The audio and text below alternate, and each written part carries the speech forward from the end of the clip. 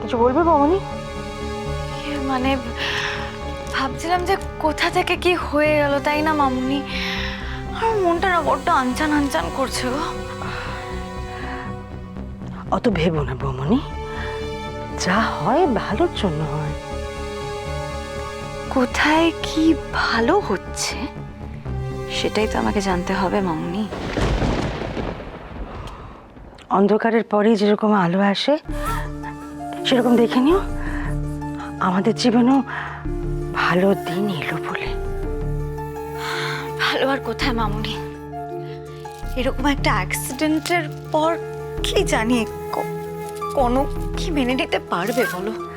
মন খারাপ করো না বৌমনি, সময় না সবকিছু মেনে নিতে শিখিয়ে দেয় জানো। আমরা সাধারণ মানুষ, আমরা অল্পতে ভেঙে পড়ি, কিন্তু তখন তো আমরা বুঝতে পারি না যে আগামীতে কি অপেক্ষা করে আছে আমাদের জন্য। মামুনি তুমি ঠিক কি বলতে চাইছো? আসলে জীবনে না কোনো সময়টাই স্থায়ী নয়। আজকে কষ্ট হচ্ছে, কালকে দেখবে সব ঠিক হয়ে গেছে। বাহ মামুনি, গুড। যত আমি জানার চেষ্টা করছি তত তুমি কায়দা করে জাস্ট কাটিয়ে যাচ্ছ। না, এবার দেখছি আসল চালটা না চাললেই নয়। আচ্ছা মামুনি, একটা কথা জিজ্ঞেস করার ছিল, এই নানান ঝামেলায় আর কি। বলছে অলির কি খবর গো? কেন বলো তো? না মানে ও ভালো আছে তো? সেদিনকে তোমার ওই পাঠানোর শাড়ি আর চিঠিটা পেয়ে শুধু অলিকেই না, ওকে যেভাবে অপমান করা হয়েছিল সেখানে মামুনি তুমি ভাবতে পারবে না।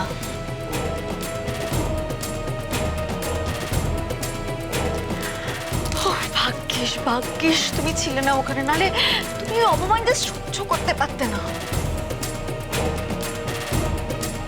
না মামুনি তুমি ঠিকই বলো, যা হয় ভালোর জন্যই হয়। দেখো না, এই এত কিছু ঝুট ঝামেলার মধ্যে এই ব্যাপারটা কিরকম ধামাচাপা পড়ে গেল। তুমি কি কি বলতে চাইছো বৌমনি? মানে থ্যাংক গড ছোট মার কানে এই কথাগুলো পৌঁছোয়নি, না হলে আমাকে তো বাড়ি ছাড়া হতেই হতো। তার সাথে সাথে তোমার কপালও আগুন তো, হ্যাঁ আগুন তো জ্বলবেই, তবে আমার কপালে না ইন্দিরা, ইন্দিরা আর ওর মেয়ে কনক, এই দুজনের কপালে আগুন জ্বলবে।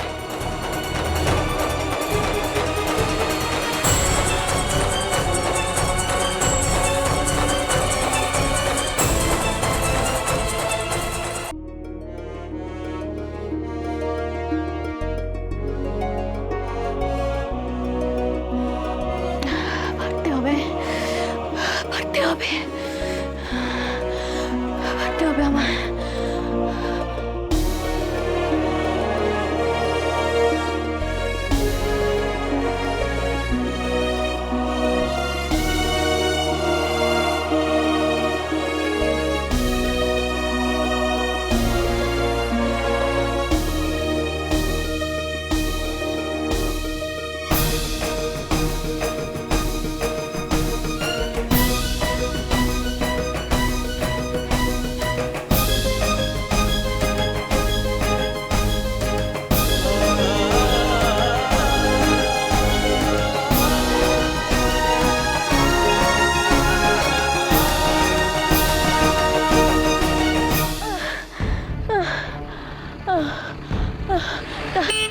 দাঁড়ান দাঁড়ান দাঁড়ান দাঁড়ান দাঁড়ান না, আমাকে একটু নিয়ে যাবেন? না না না হবে না। না না দাদা দাদা দাদা দাদা দাদা যাবে না। আমি আমার বাচ্চাটাকে হারিয়ে ফেলেছি, ওকে খুঁজতে হবে, একটুখানি সাহায্য করুন আমাকে, আমাকে একটু নিয়ে চলুন আপনি। ডবল ভাড়া লাগবে কিন্তু। টাকা তো নেই আমার কাছে। তাহলে শুধু শুধু দাঁড় করাচ্ছেন কেন দিদি? দাদা দাদা দাঁড়ান।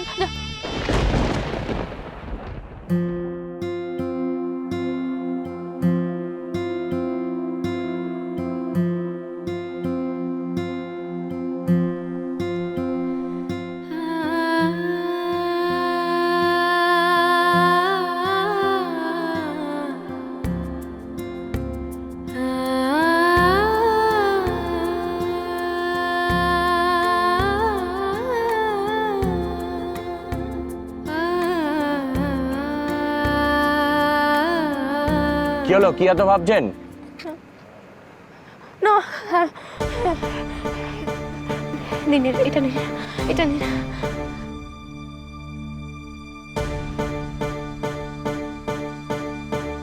এটা নকল নয়, আমি চৌধুরী বাড়ির বউ। আমি সত্যি বলছি, আপনার আপনার কোনো বিপদ হবে না, কোনো বিপদে ফেলবো না আপনাকে। আমি হাত চোখাচ্ছি, আমাকে একটু নিয়ে চলুন না। আমার বাচ্চাটাকে খুঁজতে হবে, আমি সত্যি কথা বলছি আপনাকে। একটুখানি নিয়ে চলুন, একটু সাহায্য করুন আমাকে। ঠিক আছে, উঠুন। থ্যাংক ইউ দাদা, থ্যাংক ইউ দাদা। একটু তাড়াতাড়ি চলুন, তাড়াতাড়ি।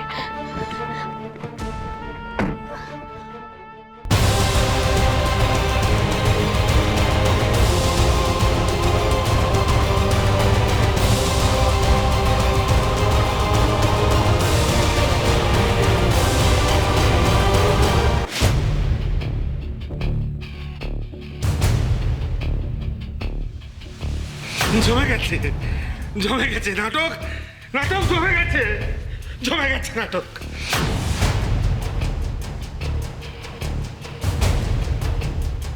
মিথ্যে কথা, মিথ্যে কথা, মিথ্যে কথা।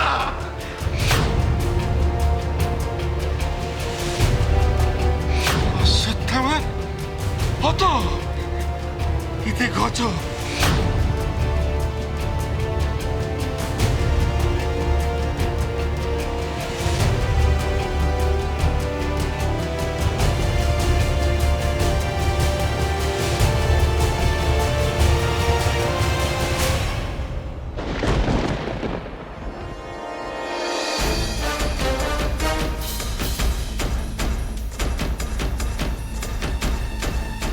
কি ব্যাপার, এত রাতেও তুমি এখানে শুতে যাবে না?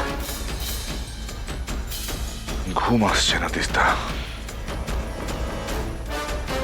আচ্ছা, কি এমন ভেবে চলেছো? শেয়ার করো আমার সাথে। দাদার কথা, দাদার ব্যবহার আমাকে অবাক করেছে তিস্তা।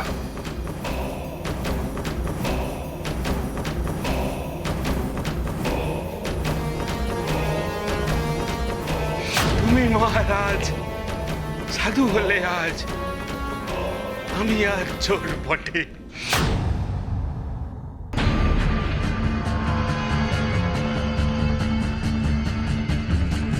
তাহলে কি দাদা সুস্থ হয়ে উঠছে? ওনাকে নিয়ে তোমাকে ভাবতে হবে না, আমি আছি। তিস্তা, দাদাকে একটু চোখে চোখে রেখো। কখন কি করে বসে তার নেই ঠিক। তার জন্য তো আগে ঘর থেকে তাকে বেরোতে হবে। এগুলো নিয়ে তুমি আর চিন্তা করো না। রাদার, এখন আরেকটা অনেক ইম্পর্টেন্ট বিষয় আছে যেটার উপর আমাদের ইমিডিয়েটলি ফোকাস করা উচিত। কোন বিষয়? ওই একজনকে দিয়ে আমরা আমাদের সমস্ত উদ্দেশ্য সিদ্ধ করতে পারবো। যতদিন না ইন্দিরা চৌধুরীকে ওর যোগ্য জবাব আমি দিতে পারছি, শান্তি নেই আমার।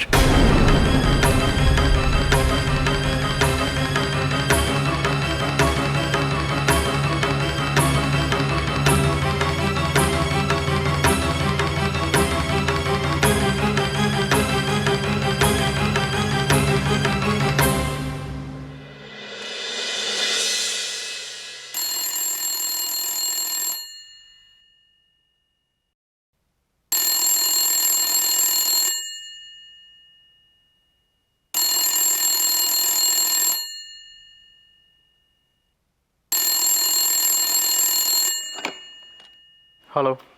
হ্যালো, এটা কি মিস্টার সার্থকী চৌধুরীর বাড়ি? হ্যাঁ বলছি, বলুন। আপনাদের পেশেন্ট মিসেস কনক চৌধুরীকে আজ সকাল থেকে কোথাও খুঁজে পাওয়া যাচ্ছে না। হোয়াট?